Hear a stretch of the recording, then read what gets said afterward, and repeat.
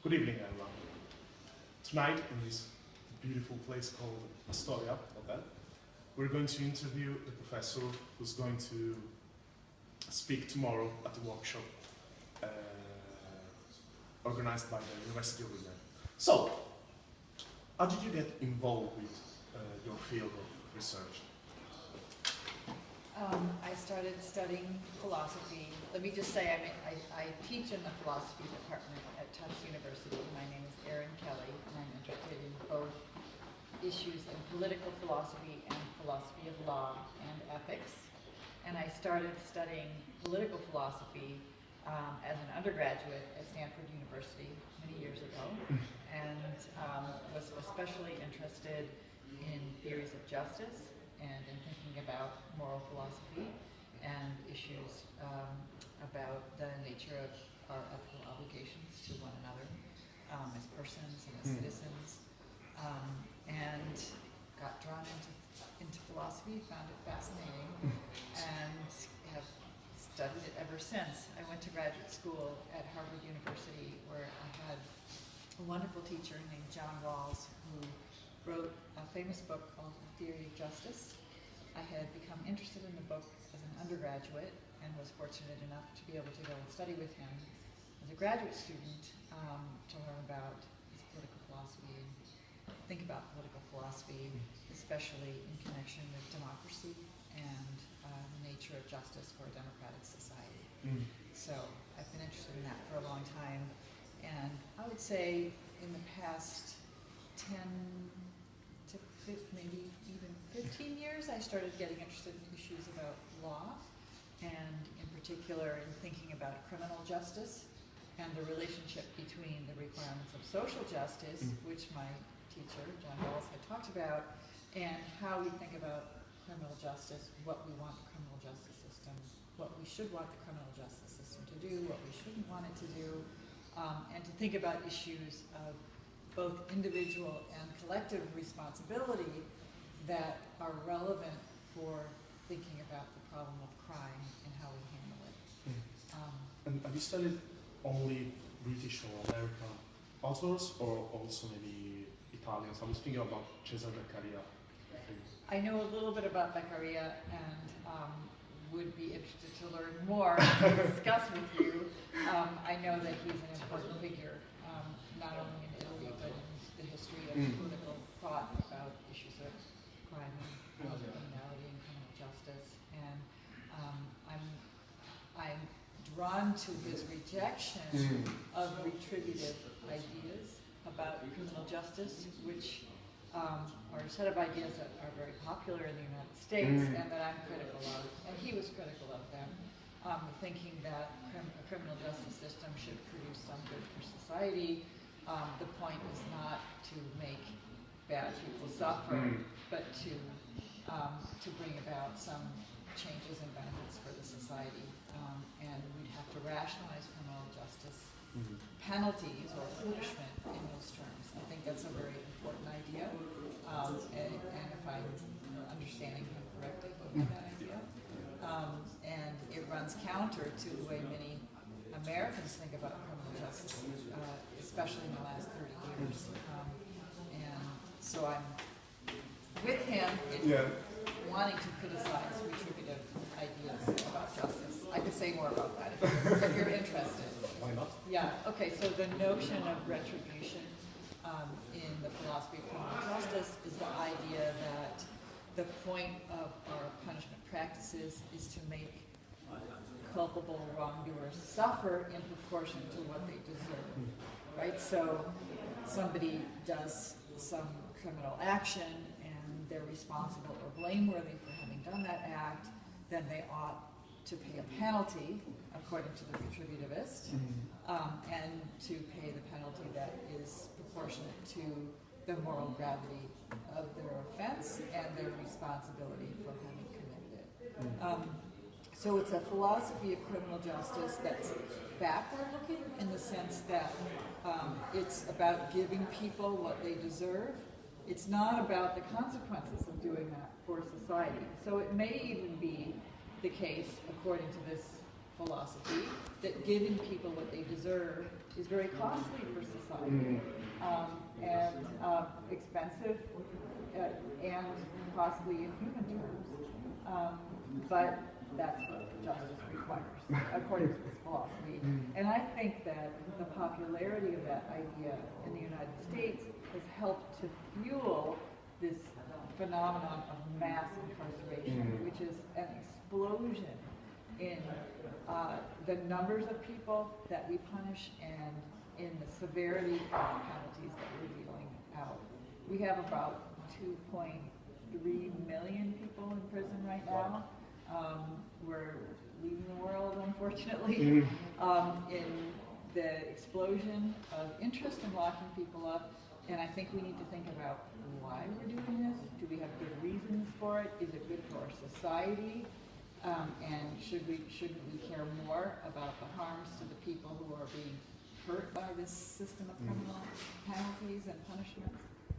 And I think beginning to think critically about the idea of retribution, moral retribution, which is what Picario was criticizing, is a good place to start, at least for a philosopher. And a philosopher like myself that would like to make a contribution to the public debate and thinking about issues of law and policy that are really important. The point is not to punish someone for what they've done, but to reintegrate them into the society. I mean, not only punish them, but also reintegrate them. Well, if we reject the idea of retribution, the idea that the point of punishment is to make bad people suffer, then we have to think about whether and why it's ever justifiable to impose this harm on people, the penalties of criminal punishment. And it may be that there are several reasons why it's sometimes permissible. You mentioned one, the idea of trying to reform somebody and get them to change their ways and become a better citizen of society. We're not doing a very good job of that. I can tell you that right now. Prison doesn't tend to make people better. They tend to make people worse. Another rationale would be to deter people. If you threaten people with punishment and punish people when they've done criminal wrongs, then you may deter them and other people from acting in these ways in the future.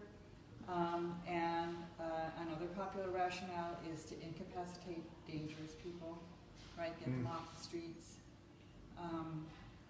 And then there are some expressive functions to punishment. Say, well, these are, we're protecting people's rights against criminal transgressions, and we stand for the importance of rights, and we want to protect people from dangerous predators or people who would violate their rights in other ways. And so we need to have some kind of penalty attached to criminal wrongdoing. But I think you can take those rationales for criminal punishment seriously and punish a lot less than we're punishing right now, and punish for a lot fewer offenses. There are many reasons people are being locked up, at least in the United States. Some of them have nothing to do with especially dangerous actions or intentions. And we've begun to think about alternatives to locking people up for drug offenses. There's now a lot of public discussion about the importance of treatment for addiction, and rather than using criminal punishment as a way of trying to respond to the problems surrounding drug addiction and drug abuse. But we have a long way to go. And I would just add as a sidebar that it's notable that the change in strategy for dealing with problems of drug addiction seems to have come about at a time in the United States when the population of people who are affected by drug addiction has changed, because we have a terrible epidemic of opioid abuse, and many of the addicts have begun with prescription drugs and become addicted, and then shifted to heroin because it's cheaper, or other forms of narcotics. and the population has grown, is shifted demographically to a majority white population of addicts, and all of a sudden now people are talking about how we need compassion and treatment rather than a harsh criminal justice policy. So it just makes you think about like all of the complex social issues that get tied up in a society's decisions about how to deal with criminality and what to criminalize and how to deal with people who break the criminal law. And we need to think carefully about what we're achieving and the harms that we may be doing by not having a very thoughtful and progressive set of ideas around how to deal with these issues. I think you said before about protecting the rights of the people. Yeah. Reminded me a lot of Locke. Yeah. So I was thinking, what are the major authors, philosophers that you studied and that you get interested in? Well, Locke is one of the great thinkers in the history of Western political thought, along with Hobbes and Rousseau and Kant. John Stuart Mill is a very important political philosopher. Karl Marx had interesting ideas, very influential.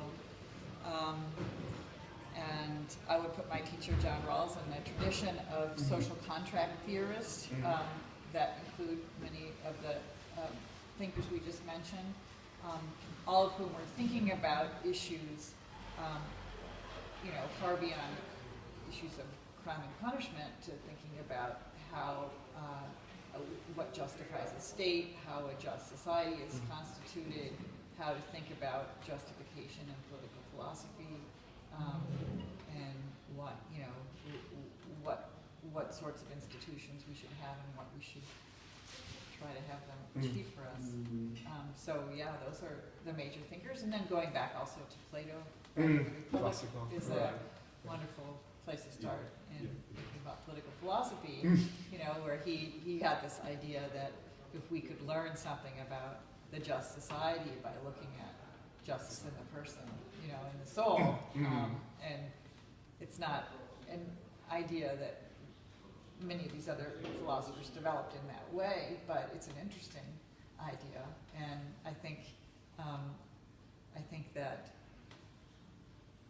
what a just person is like, or what a person in a just society would be like, is something that we might want to think about, since there's so many factors, so many institutional and social factors that influence how we develop as people and what we care about and how we relate to one another. So, yeah. Could you give us a brief summary of what you're going to say tomorrow and Friday workshop?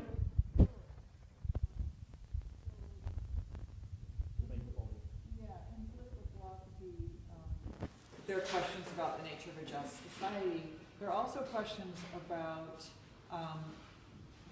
that political philosophers sometimes refer to as questions of legitimacy, which concerns what gives the state the right to enforce the law, and on the other side of that, when can it be said that citizens of a society are obligated to obey the law? Some people treat these as two sides of the same question. The state's authority to coerce people to comply with the law on the one side, and the obligation of members of society to comply with the law on the other side.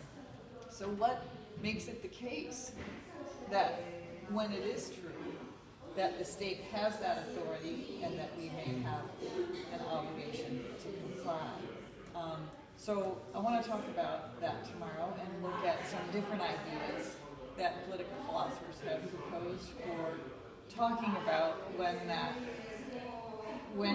obligation to comply with the law and the state's authority to enforce the law can be said to be in place or justifiable, legitimate. And I think we want to be careful about how we answer that question, because many people assume that we have a moral obligation to comply with the law as such, and we don't know that the law can be unjust.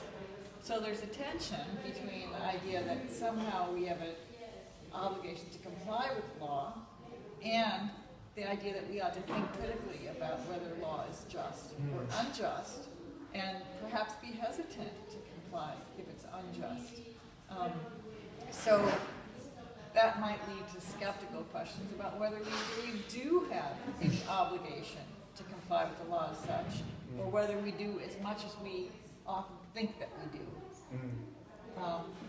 So that will lead me to talk about the nature of justice in a democratic society and the special conditions that have to be in place in order for it to be true that people are obligated and the state can enforce the criminal law in particular. All right, I think that's all the questions I have for you. And good evening. It's been a real pleasure. Thank you very much. And goodbye. Good evening.